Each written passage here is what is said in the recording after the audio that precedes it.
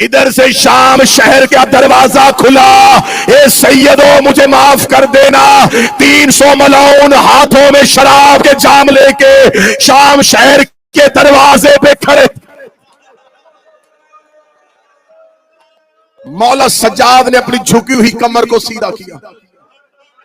सज्जाद ने बाजार का माहौल देखा, छतों पे औरतें, हाथों में पत्थर और आग, बाजार में बदमाश और हाथों में शराब के जाम।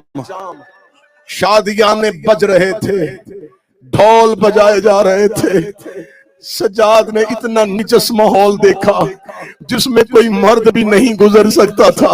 इसने कहा कि इस रश में अली की बेटी पैदल चलेगी। सज्जाद रोगे कहता कभी नहीं चलेगी। मेरी माँ हुसैन की बहन है, ये अली की बेटी है, ये इस माहौल में पैदल नहीं चलेगी।